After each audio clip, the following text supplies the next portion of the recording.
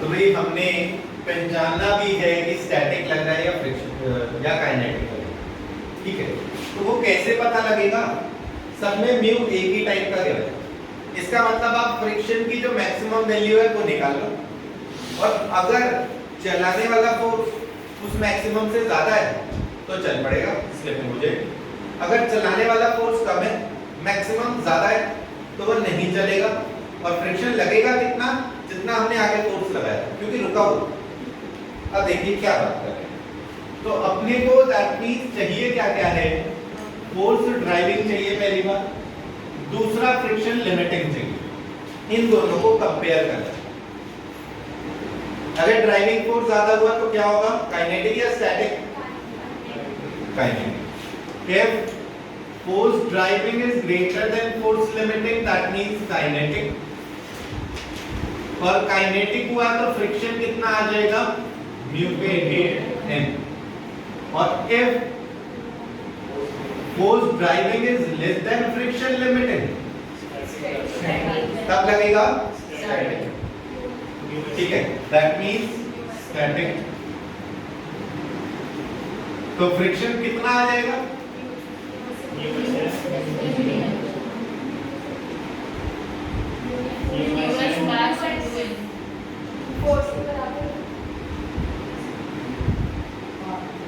Static है मतलब friction कितना है? जितना ड्राइविंग फोर्स था उतना ही। इसका मान लिया म्यू एस इनटू एन अगर 100 न्यूटन, मैंने आगे लगाया चलाने के लिए 2 न्यूटन, तो फ्रिक्शन कितना चाहिए कि रुका रहे? 2 ही न्यूटन चाहिए ना। ऐसा थोड़ी मैंने 2 लगाया, फ्रिक्शन पीछे 100 लग गया तो पीछे दौड़ जाएगा, है ना। तो इस क्वेश्चन में जैसे हम देखें तो हमें सब ये 2 चीजें फाइंड करनी है, जिसमें फ्रिक्शन लिमिटिंग फाइंड करने के लिए क्या चाहिए होता है? म्यू के साथ क्या? n। तो म्यू के माने इसका मतलब सबसे पहला आपका काम है n निकालना, फिर फ्रिक्शन लिमिटिंग उससे मिलेगा, फिर ड्राइविंग फोर्स पहचानोगे, कंपेयर करोगे, और इस केस में आपको पता लगा अगर ये है ड्राइविंग ज्यादा है तो काइनेटिक है तो म्यू के इनटू, स्टैटिक ज्यादा है तो अगर ड्राइविंग कम है तो स्टैटिक फ्रिक्शन। स्टैटिक मतलब कितना? जितना ड्राइविंग फोर्स लग रहा था उतना ही, क्योंकि चला ही तभी तो नहीं, जितना ड्राइविंग था उतना फ्रिक्शन था, इसलिए नहीं चला, इसलिए रुका था। समझ आ गया? तो पहले में बेटा नॉर्मल लिख पाओगे कितना है? कोई एडिशनल फोर्स तो लग नहीं रहा ऊपर नीचे, तो नॉर्मल कितना आया? वेट के बराबर 50 न्यूटन। इसका मतलब जो फ्रिक्शन लिमिटिंग है म्यू इनटू एन वो कितना आया? 50 इनटू 0.2 10 न्यूटन। एंड जो फोर्स ड्राइविंग है वो कितना है बेटा इस क्वेश्चन में? चलाना कौन सा फोर्स जा रहा है? 20। तो बताओ कौन ज्यादा है? Driving force. Since force driving is greater than friction limiting, इसका मतलब काइनेटिक आ गया, ये मन में सोच लिया, लिखना जरूरी है। इसका मतलब फ्रिक्शन कौन सा है? चलो लिख ही दिया फ्रिक्शन, इसका मतलब काइनेटिक, क्योंकि ड्राइविंग फोर्स ज्यादा है, मतलब ये ड्राइव हो जाएगा। तो फ्रिक्शन है काइनेटिक, जिसकी वैल्यू होती है म्यू के इनटू एन। हमें एक ही म्यू गिवन है तो mu into n, that means n. समझ आ गया? ये तो हुआ पहले पार्ट में फ्रिक्शन। क्या एक्सेलरेशन निकाल पाएंगे हम? तो आगे 20 लग रहा है, पीछे फ्रिक्शन 10 लग रहा है, टोटल फोर्स कितना बचा? 20 माइनस 10 10, और मास A is equal to 20 minus 10 upon 5, that is 2 meter per second square। समझ गए?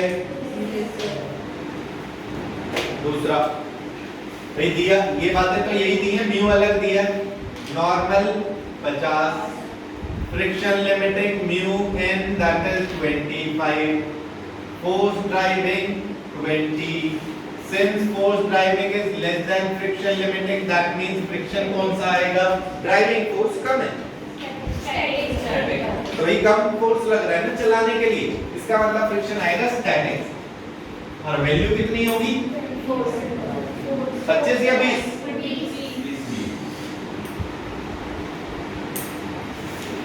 Yes sir. और बेटा स्टैटिक है, इस केस में स्टैटिक का मतलब मूव भी नहीं करा, तो एक्सेलरेशन आ गया इसमें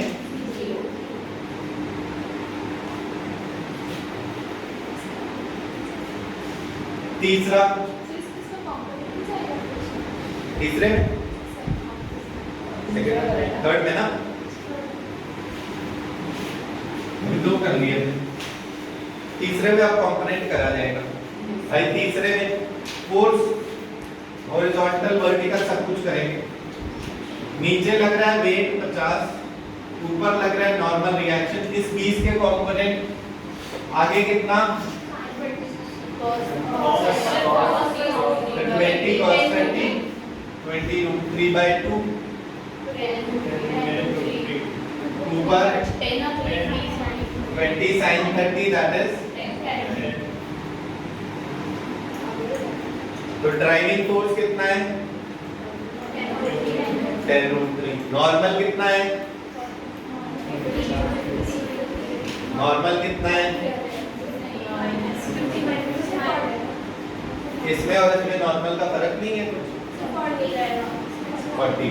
तो नॉर्मल सॉल्व करके आप निकालेंगे कि भाई n + 10 = 50 है, तभी ऊपर नहीं गया, इसका मतलब n हो गया 40, n 40 है तो फ्रिक्शन लिमिटिंग निकालोगे, ड्राइविंग फोर्स गिवन है, सॉल्व करेंगे। फ्रिक्शन लिमिटिंग μ/h, बेटा इस सवाल में म्यू गिवन है 0.1, तो बेटा आ गया ये 0.1 × 40 दैट इज 4। फोर्स ड्राइविंग की वैल्यू है, ड्राइविंग चला कौन सा फोर्स रहा है 10 root 3। अब हम बार-बार लिख नहीं रहे भाई कौन ज्यादा है, फटाफट बता दो काइनेटिक या स्टैटिक, और वैल्यू कितनी आएगी फिर μ/n, म्यू के अलग से तो दिया नहीं तो वही 4 लगा दें। समझ गए? Yes sir. ठीक है भाई। 4 कंपोनेंट्स सारे फोर्सेस अगर बनाने हो तो mg के कंपोनेंट इधर कौन सा mg sin थीटा है हाफ, तो वैल्यू देख ले रहे हैं कितना आ रहा है, mg आ गया 2 10 हाफ 10 आ गया भाई। इधर आ जाता है mg cos थीटा, वैल्यू आ जाएगी 10 √ 3। इधर आता है नॉर्मल और पीछे, तो बेटा नॉर्मल कितना है 10 √ 3 mg cos थीटा। इससे फ्रिक्शन लिमिटिंग निकालेंगे, नॉर्मल आया है भाई 10 √ 3, इसका मतलब फ्रिक्शन लिमिटिंग आया है म्यू गिवन 0.5 5 √ 3। वैल्यू भी निकालनी हो तो आगे निकाल सकते हैं, √3 × 5 मतलब 1.73 × 5 8.65।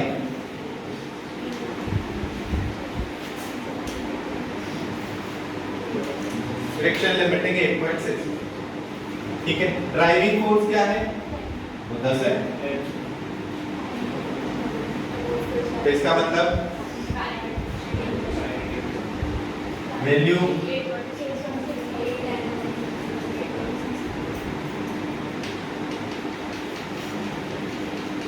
काइनेटिक है तो अब एक्सेलरेशन भी निकालना पड़ जाएगा। एक्सेलरेशन कितना आएगा, net driving force upon mass, net driving force नीचे 10 का ऊपर फ्रिक्शन 10 - 5 √ 3 अपॉन 10 नीचे चलाना चाह रहा है, 5 √ 3 पीछे फ्रिक्शन आ गया, नेट फोर्स 10 - 5 √ 3 अपॉन मास। समझ आ गया? सवाल आखिरी